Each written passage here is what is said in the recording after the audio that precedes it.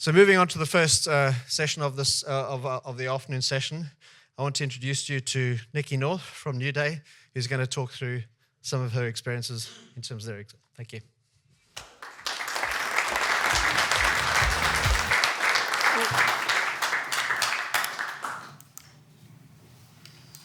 Hi everyone. So I'm Nikki NewDay. I'm the Intelligent Automation Manager at NewDay, and I've been doing RPA for, well, you'll learn quite a long time in the next couple of minutes. So what I'd wanted to talk to you about first, before I talk about NewDay and our adoption of C2, not RPA Supervisor, what I wanted to first talk about is why, when I started to first learn about C2, why it was quite a personal connection to a system for me. And it's something that really resonated with me through the sort of career that I've had. So my first job in RPA was in 2006, and I was a controller, was my first role. We had version 1 of Blue Prism. We had desktop PCs and switch boxes. So we started off with 2 PCs with 2 monitors, and then we had 10. We had them locked in a room, and we had a little chair that we used to roll up and down to get to all the different machines. As a controller, if someone asked me how many things were left in a queue, I had to run a SQL database query to find out how many things were pending. And if someone wanted to remove something from a queue or set something to exception, I had to do a little update SQL query. It wasn't as simple as just going to look at the work queues.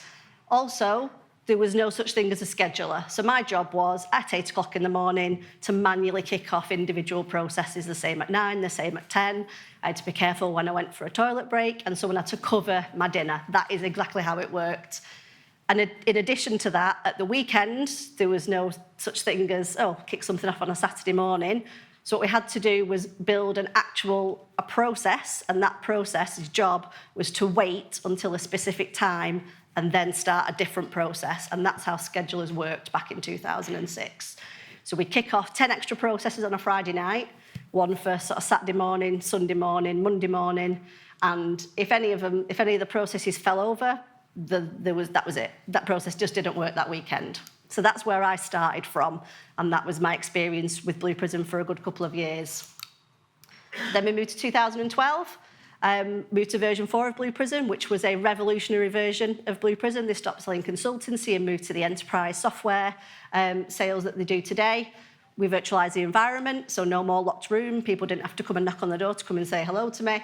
And also, we had an introduction of work queues, which was incredible. So I could actually see what was happening without having to go and look at SQL tables and things like that.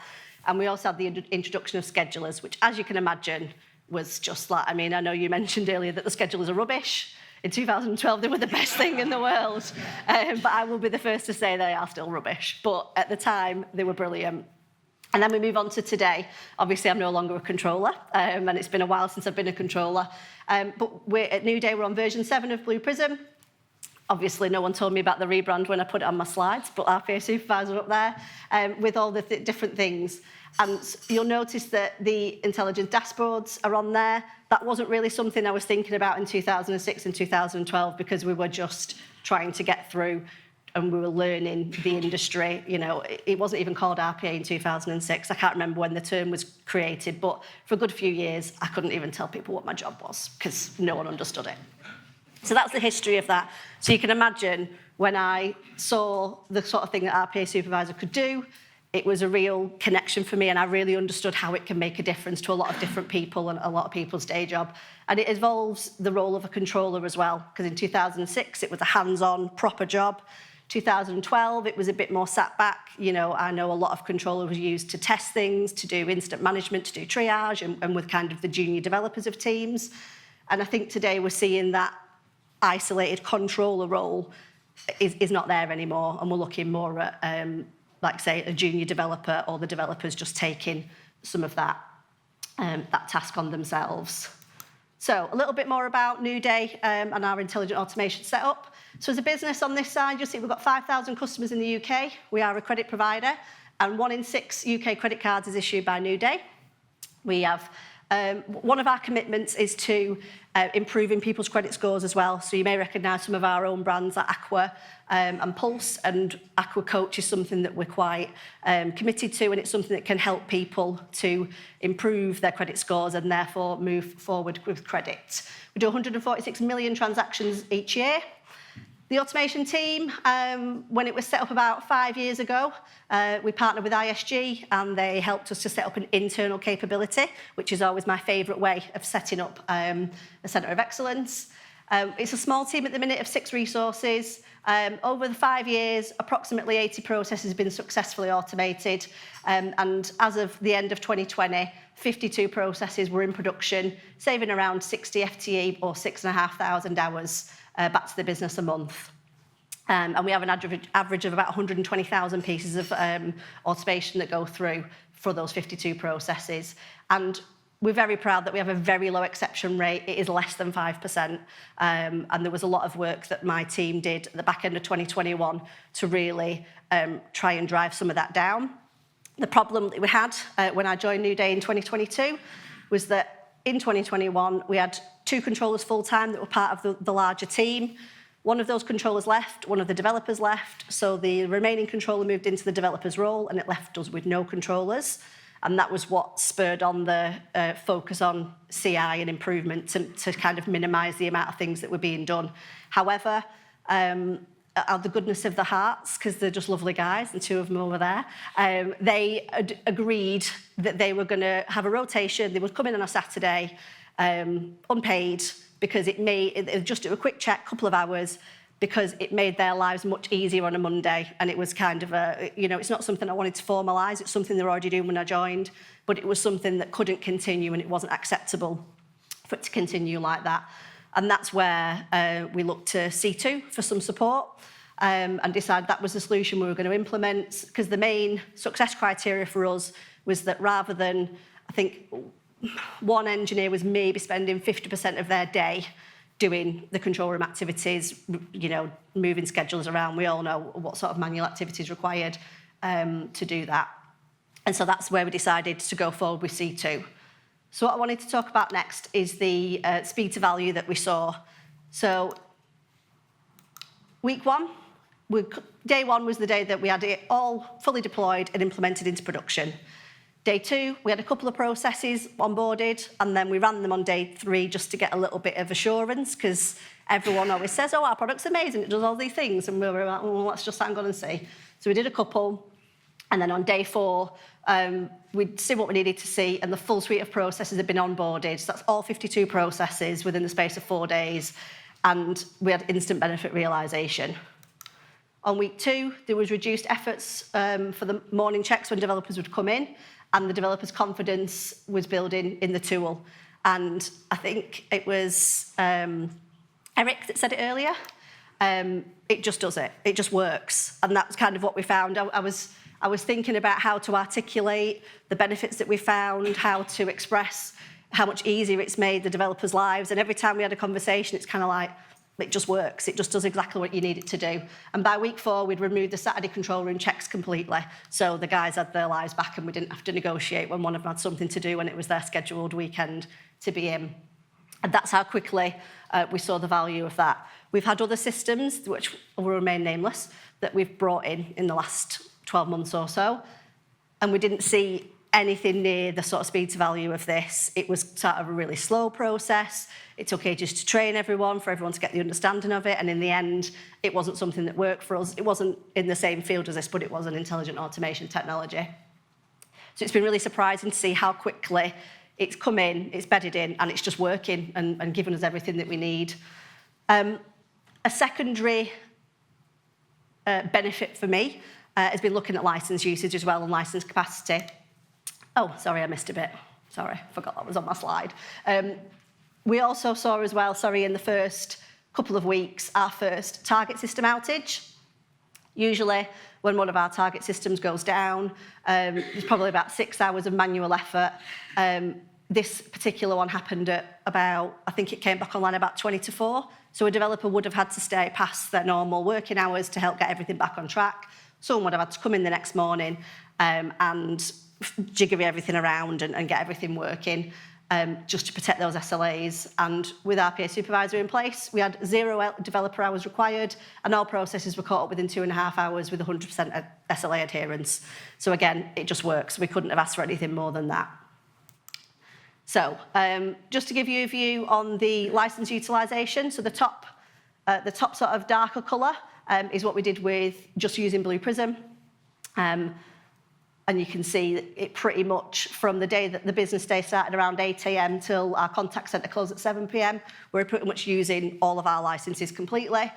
And the bottom line underneath is with RPA Supervisor embedded, and you can see how it shows us what we're actually using if we can spread everything a bit more, and the peaks and troughs that we go through during the day. What we've tried to do over the last couple of weeks, there's a 2-week difference in the next slide, is we've implemented some file triggers and some, I think, again, you mentioned earlier, don't just implement your processes as they are or try to make some adjustments. So we've done that, and you can already see some of the peaks are coming down, and at this back end of the night, we're seeing more processing being done. So we've gone from 2 things being done at 9 p.m, we've now got 6 VDIs running at that time, and it's trying to bring some of that down. It's not flat, and it'll take us a while to get there, but hopefully it shows some good progress of how we're moving through that. And that, like I said, that's only a 2-week difference. So what's next? So we use TrustPortal as our human-in-the-loop tool. We are moving to their enhanced offering, which is a SaaS with Minibot capability. So currently we rely on Blue Prism to do all the push and pull from TrustPortal into the Blue Prism work queues. So this will release even more capacity because it'll be TrustPortal that's doing the legwork for us in that sense and pushing things into the work queues. File triggers, I did mention, since putting this pack together and then actually standing here today, we've done some more work on the file triggers, but I think there's still a few more of them to do to make sure that we're optimising when we run them. I think we had one that we kicked off on timer schedule about 2 o'clock in the afternoon, was it, Carl? And then we found out that the file most days was dropping at like 9:15. So it could have well been done, but they just put that as a bit of a catch-all to make sure we didn't miss it, which I'm sure happens to everybody. Human-in-the-loop, whilst I mentioned we've got TrustPortal as our colleague-facing human-in-the-loop tool, we are working with the guys to look at how we can use better exception management and how we can interact to try and push some of those exceptions through where they don't necessarily need to be dropped out completely. We are migrating some of our RPA mainframe or UI interactions into API integration and looking at how C2 can support us with that. Power Automate, we just built our first hybrid Blue Prism TrustPortal Power Automate process. It's just about to go live. We've built it in a specific way, but we know when the Power Automate capability that was mentioned earlier comes in the summer, we'll maybe be able to have a look at if we can do that better in a more robust way, because it's very much, I don't want to slag it off, but it's very much just a kind of, the best way we can do it for now, because there's no real oversight of the process end to end. It's relying on files being dropped and picked up in different locations by the different systems. And process redesign. As mentioned, we're going to review the processes and make sure that they're built in the right way so we can optimise the scheduling and how they run. And that's it. If anyone's got any questions, thank you.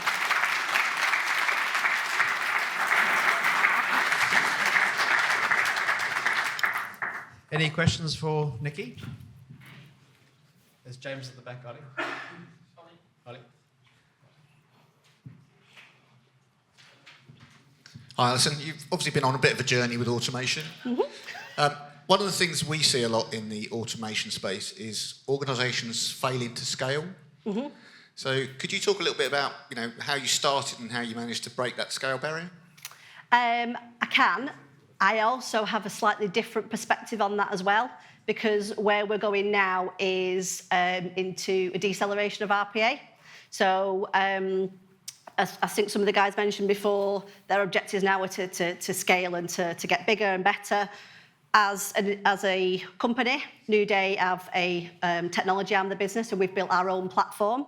I think a lot of people have done it, sick of other providers, so we've built our own in-house platform, and that platform is very much API-driven and is the proper strategic way to do it. And I think a lot of companies want to do it, but they don't quite get there, and that's why RPA accelerates, and we never quite get there. We've actually done a really good job of building this platform. We own it, we own the roadmap, and I've just done a bit of a view of, as our last elements of that platform are delivered throughout 2023, we'll be switching off a lot of the robots that support fraud and collections and things like that, and they'll be moving into that core platform.